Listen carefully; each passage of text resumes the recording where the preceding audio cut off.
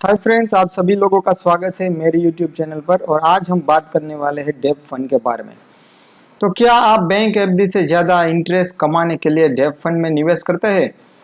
और यदि हाँ कर रहे हैं तो क्या आपको पता है कि डेब्ट फंड में कितने टाइप होते हैं और उसके साथ उसके रिस्क क्या है? साथ में ही हम जानेंगे कि डेब्ट फंड में हमें किन किन बातों का ध्यान रखना चाहिए। तो इस वीडियो को हम थोड़ा सा स्टेप बाय स्टेप बनाएंगे। सबसे पहले हम जानेंगे कि डेब्ट फंड के कितने टाइप्स होते हैं और उनके साथ क्या रिस्क होता है। उसके बाद हम जानेंगे कि डेब्ट फंड को पसंद करने के लिए यानी कि चूज करने से पहले हमें कौन कौन से पैरामीटर्स देखने चाहिए। हम वो सभी पैरामीटर्स कौन सी वेबसाइट पर देख सकते हैं उसके बारे में भी जानेंगे। और यही रहेगा आज का वीडियो। तो ये वीडियो को अंत तक जरूर ही देखें। और यदि आपने मेरी चैनल को सब्सक्राइब नहीं किया है तो नीचे दिए गया हुआ सब्सक्राइब बटन को प्रेस कीजिए और साथ में बेल आइकन भी प्रेस कीजिए।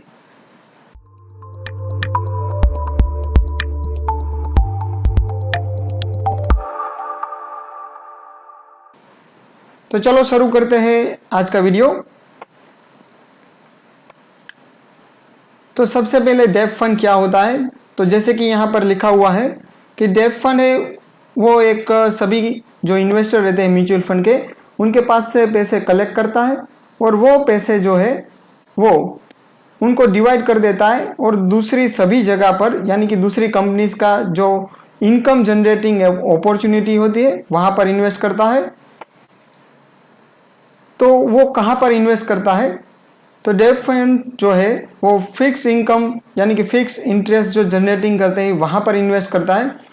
जैसे कि आप देख सकते हैं money market instruments, corporate bonds, treasury bills, government securities and commercial papers, ये कुछ टाइप्स है जहां पर ये लोग इन्वेस्ट करते हैं।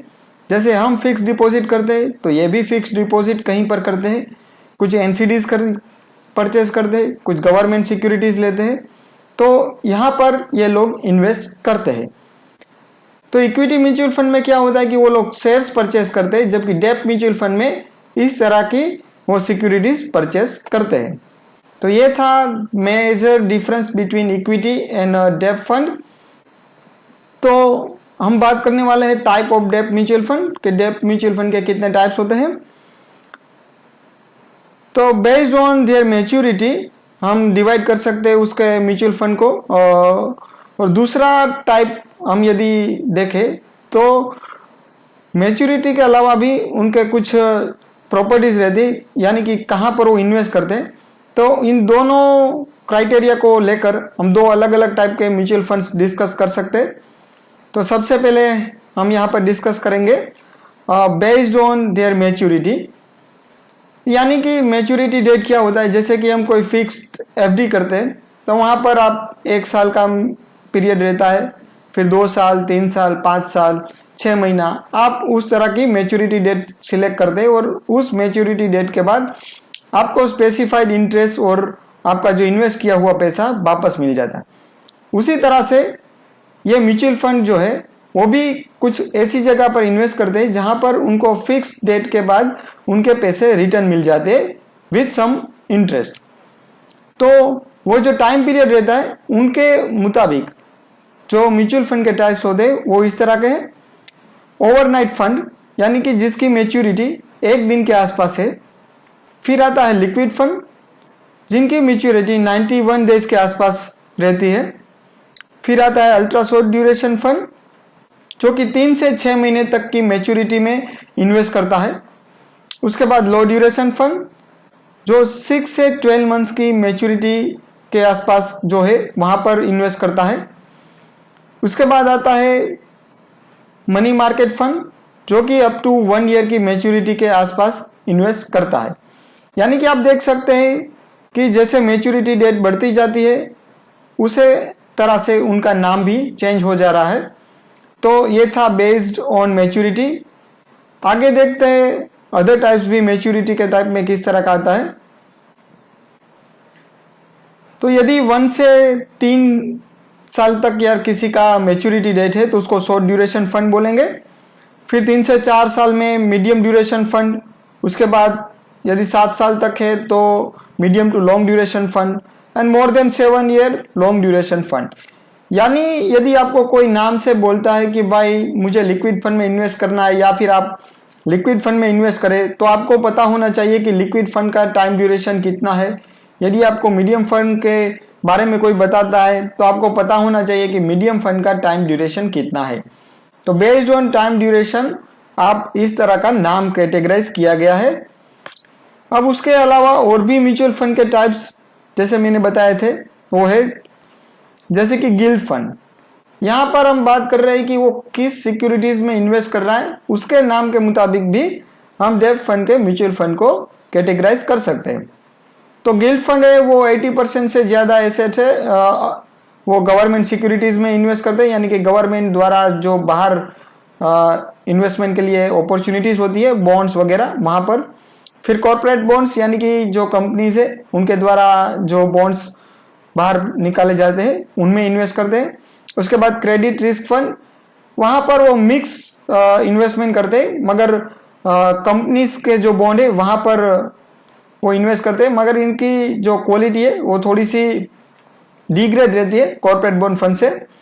फिर आता है बैंकिंग एंड पीएसयू फंड्स। यहाँ पर वो पीएसयू जो होते हैं उनमें उनके द्वारा जो फंड्स कलेक्ट करते हैं वहां पर इन्वेस्ट करते हैं, जैसे आईओसीएल, ओएनजीसी, फिर एक्सिस और एचडीएफसी, एसबीआई जैसे बैंक से उनको भी पैसे की जरूरत पड़ती है, तो वो भी अपने कुछ बॉन्ड्स, कॉमर्शियल पेपर वगैरह निकालते हैं, तो वहां पर ये लोग इन्वेस्ट करते हैं।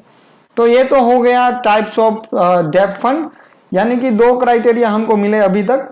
First on based on maturity, यानी कि जो भी टाइम पीरियड है यहाँ पर उसके मुताबिक जो हम इन्वेस्ट करते हैं, यानी कि यदि आपके पैसे को आपको इन्वेस्ट करना है 1 साल से नीचे के लिए, तो आप मेरी स्क्रीन पर जो म्यूचुअल फंड दिखाए गए हैं उनमें इन्वेस्ट कर सकते हैं। और यदि आप 1 साल से ज्यादा का टाइम पीरियड के होरिजन में इन्वेस्ट करना चाहते हैं तो यहां पर आप देख सकते हैं मेरी स्क्रीन पर उन म्यूचुअल फंड में आप इन्वेस्ट कर सकते हैं।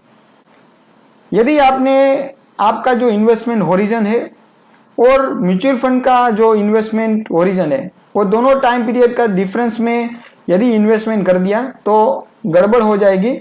वो क्या गड़बड़ हो सकती है वो हम आगे जानेंगे।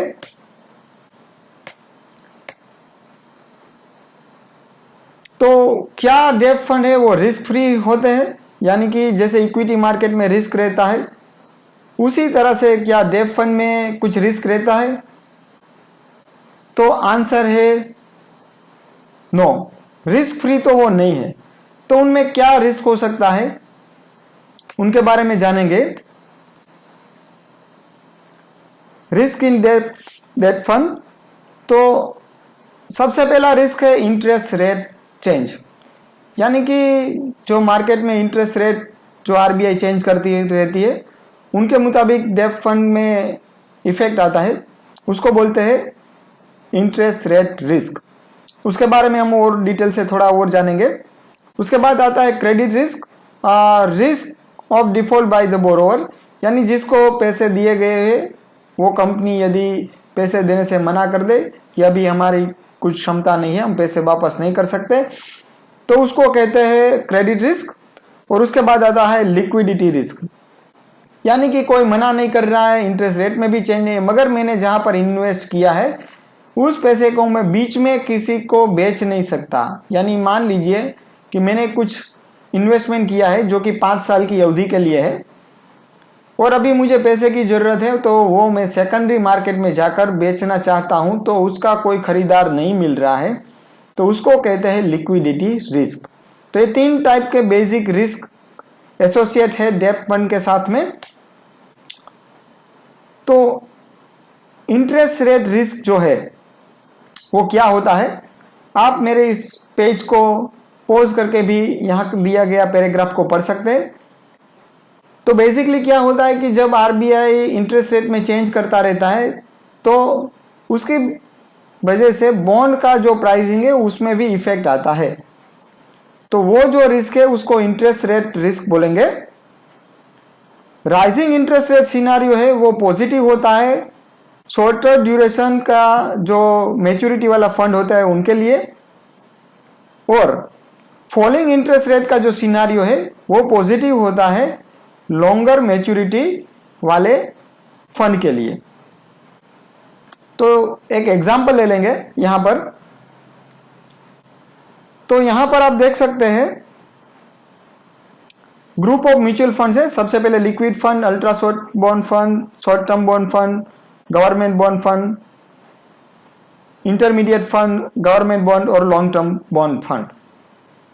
साथ में आप देख सकते हैं phase 1 rising interest rate scenario, यानी कि फेज 1 में इंटरेस्ट रेट राइज हो रहे थे, फिर phase 2 falling interest rate scenario, और लास्ट वाला phase 3 performance after RBI measure to curb volatility in rupee, यानी कि रुपीज में काफी वॉलेटिलिटी आ रही थी तो आरबीआई ने जो मेजर्स लिए उनकी वजह से जो इफेक्ट आई वो इस वाले कॉलम में आपको दिखेंगे। इंटरेस्ट जो भी अपने को मिला है रिटर्न वो। तो जैसे कि फेज 1 में राइजिंग इंटरेस्ट रेट वाला सिनारियो था, उस टाइम पे आप देख सकते हैं कि जो लिक्विड फंड और ultra short term bond fund यानी कि शॉर्टर ड्यूरेशन वाले फंड्स है वो ज्यादा रिटर्न दे रहे हैं लॉन्गर टर्म ड्यूरेशन वाले म्यूचुअल फंड में। यानी कि जब इंटरेस्ट रेट बढ़ रहा होता है जैसे कि 4% से 4.5, फिर 5%, 5.25, उस तरह से जब ये राइजिंग ट्रेंड में होता है इंटरेस्ट रेट, तब शॉर्टर ड्यूरेशन वाले जो म्यूचुअल फंड है वो बेटर रिटर्न देते हैं लॉन्गर टर्म के मुकाबले।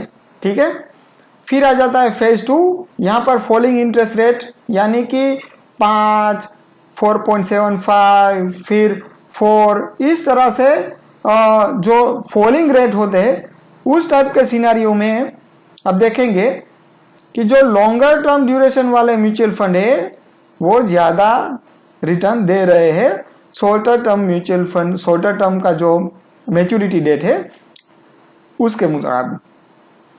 अब आ जाता है आरबीआई के कुछ मेजर्स किए थे जब वॉलेटिलिटी इन रुपीज में आ रही थी, तो उस टाइम पे अनसर्टेनिटी रहती है।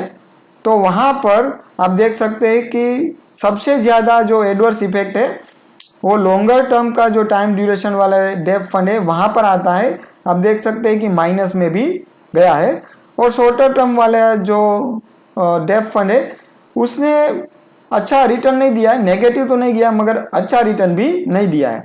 यानी ऐसा भी सिनारियो आ सकता है जब आपको कोई म्यूचुअल फंड अच्छा रिटर्न ना दे।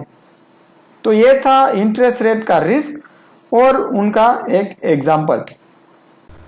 तो ये बात तो हो गई डेब्ट फंड के टाइप्स के बारे में।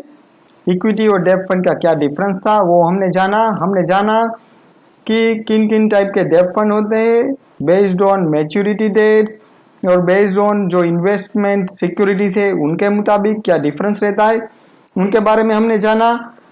और उसके बाद हमने जाना कि डेब्ट फंड के साथ जो रिस्क है वो रिस्क क्या है, और उनको में हमने एक एग्जाम्पल के द्वारा और भी समझा। मगर उसके बाद यदि आप किसी डेब्ट फंड में इन्वेस्ट करने के लिए उसके फैक्ट शीट को पढ़ेंगे तो फैक्ट शीट में आप डेब्ट फंड की यहाँ पर जो मैंने टेबल आपके सामने रखा हुआ है उस तरह का एक टेबल आपको देखने को मिलेगा। वहां पर आपको कुछ चीजें जानने को मिलेगी, modified duration, average maturity, yield to maturity.